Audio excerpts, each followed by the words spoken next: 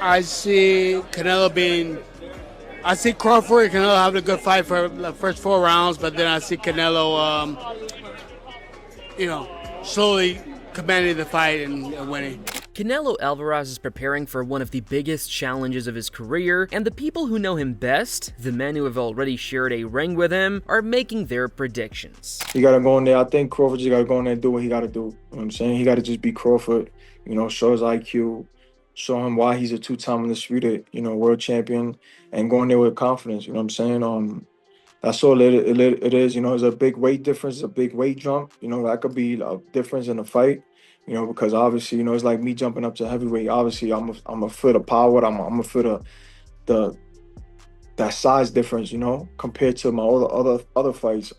So I just think that he got to go in there and just be himself. One man who carries the most authority in this conversation is Dmitry Bivol, the last fighter to defeat Canelo. In May 2022, the Russian outboxed Alvarez over 12 rounds at light heavyweight, handing him a rare loss on the scorecards. Looking ahead to this new clash, Bivol acknowledged that Crawford has the tools to trouble Canelo, but he pointed to a hidden factor that he believes could define the entire contest. For Bivol, the question isn't only about Crawford's size or strength at 168 pounds, he stressed that the mental side of adjusting to a new weight class is often just as important. Fighters who don't feel settled or confident in unfamiliar territory can quickly unravel, no matter how skilled they are. Bivol made it clear that Crawford's success will come down to whether he can convince himself that he belongs in a division dominated by naturally bigger men.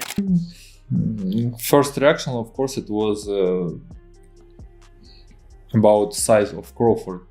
Is it okay for him to move up for 2 weight classes? Yeah, and he has very good skill. He able to win this fight, but there is a lot of but, and even not but. There is a lot of things, small things, which we don't know how he will deal with this. He need to get used to the power and pressure of 168. Maybe he will get used to it, and how he will be feeling himself on the same day when he will fighting, how his training camp will go on, a lot of things. But he's able, he has good skills, he's awkward, he can use 2 boxing stands. It gives him benefits, of course. Another big name chiming in on the matchup is Sergey Kovalev. The former unified light heavyweight champion was stopped by Alvarez back in 2019, and he knows firsthand the danger Canelo presents. Still, Kovalev has a lot of respect for Crawford and actually sees a path for the American to win. The key, in his view, will be how Crawford carries the extra weight. If he bulks up too much, Kovalev fears that the extra size could slow him down and take away his sharpness, and he believes the best boxers usually come into fights slightly under their natural size in order to preserve speed and agility. If Crawford manages to strike the right balance and maintain his trademark quickness, Kovalev thinks he has the brains and skills to outpoint Canelo, but he admits there is a big unknown factor in how Crawford's body will respond to such a significant jump. Terence Crawford, great fighter. I very huge respect to him, and I think so. He's the best pound for pound fighter. But if he will move up, he can beat Canelo. You think so? Yeah. But I don't know how he will be comfortable, in this division. What division they gonna fight? Super middleweight. Super middleweight. So he would move from 154 to 168. It's too big. He will be a slower, because he will be bigger. He will be slower, For boxing fight. Every boxing should be a little losing weight for speeding, for light movement. It's not good for him, I think so, for Crawford. But that I know that and I see that he can get win. Why do you feel that, and how does it look like? By points. By points, yeah. Because Canelo will be keep a hands and walking the hill. Crawford very smart and fast, but in his weight division. But nobody knows how he will be feeling in the super middleweight. If he will be in his shape, he will beat Canelo.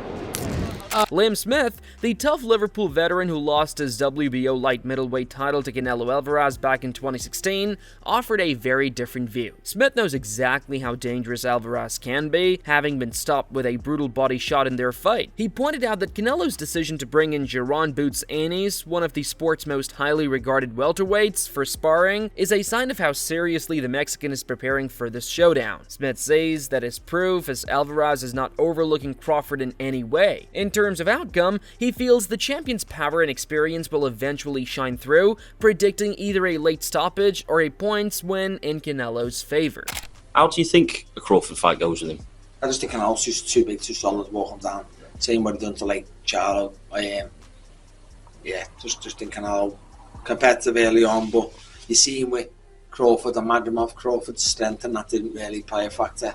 And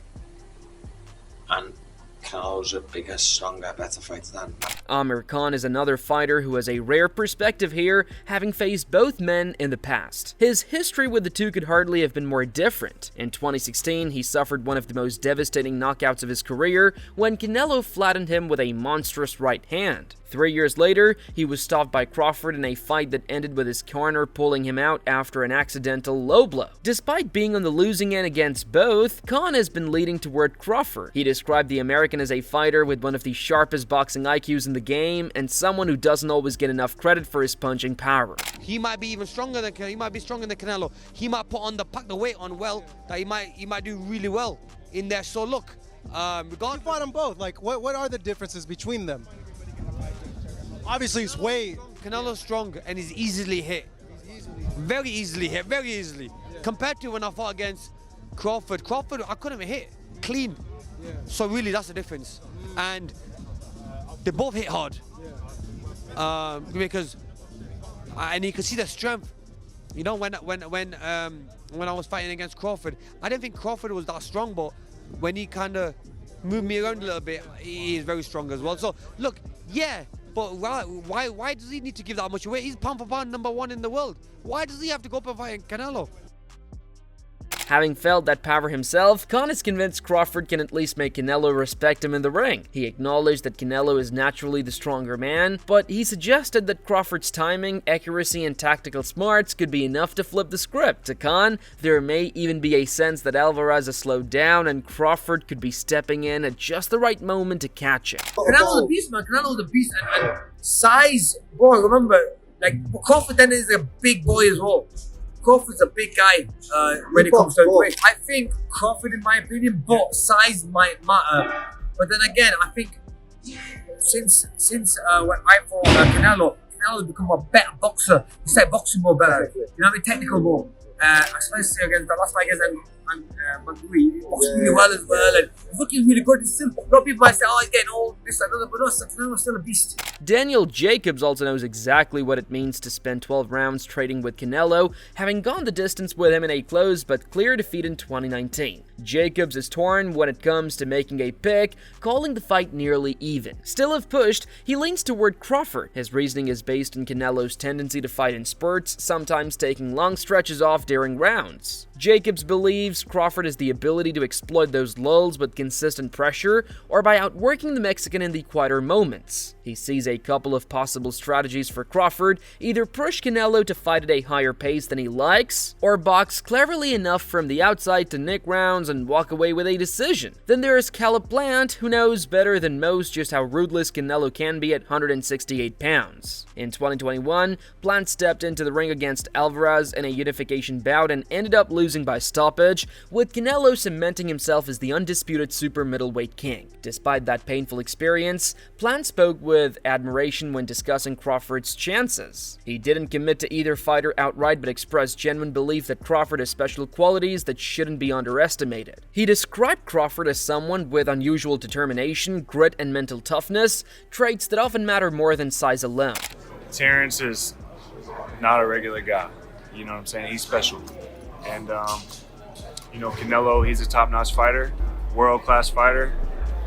Still on the pound-for-pound list, I'm sure towards somewhere near the top. And it's exciting. Terence is freakishly strong. He can punch. He's got good crack. He can fight from both ways. Orthodox, southpaw. He can fight at mid-range, close range, outside. and he can fight going both ways. So it's exciting. It's exciting. It's a big question mark on the end of it, though. So that's why, I'm sure all of us are excited for that bell to ring and, be able to find out firsthand.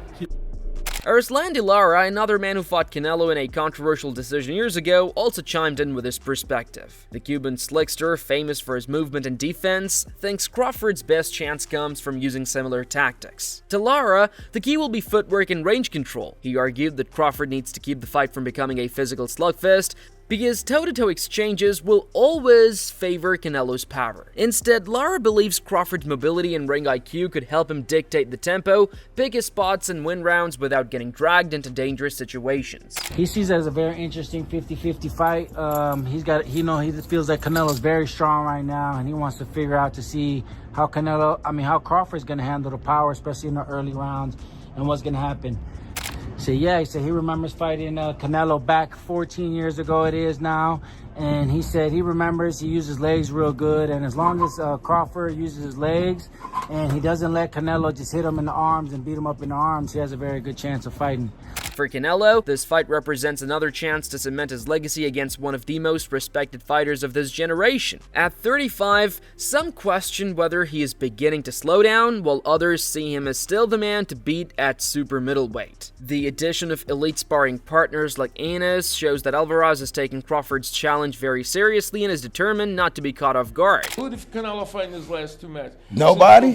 Right, Nobody. I'm not saying he had to fight Benavidez. However, if you constantly dodge the number one 168-pounder and you're the 168-pound champion, I hate to say it, it's called ducking. Crawford, now 37, is no stranger to doubters. Throughout his career, people have questioned whether he could carry his success to higher divisions, and each time he has answered those doubts emphatically. This time, though, the jump is bigger than ever. The physical gap between welterweight and super middleweight is enormous, and very few fighters in history have dared to attempt such a leap, let alone against someone as decorated as Canelo. Do you have a prediction on the fight for Canelo Alvarez? We're gonna beat this motherfucker's ass, dog. It ain't no cakewalk. We're gonna beat his ass, so I promise you that. And what's your message to the naysayers that Terence is too small? Watch and see. I ain't steered you wrong yet. And I ain't in the business to start now. I tried to tell them about Spence, but they didn't want to listen. Oh, Bo, I don't know what you talking about. This is day. All right. As the fight draws closer, the boxing world is buzzing with anticipation. Fans and experts alike are divided, and even those who have fought Canelo or Crawford can't seem to agree. Some point to power, others to skill, and many to the mental side of things. The consensus, if there is one, seems to be that both men have realistic paths to victory, and that uncertainty is what makes this fight so intriguing. When September 13th arrives, all the speculation will finally be settled in the ring. For now, though, insights of Canelo's past opponents offer a fascinating glimpse into how the fight may play out, and with history on the line for Crawford and legacy on the line for Canelo, it's hard to imagine a fight that carries higher stakes. No matter the outcome, September 13th is shaping up to be a night that will be remembered for years to come.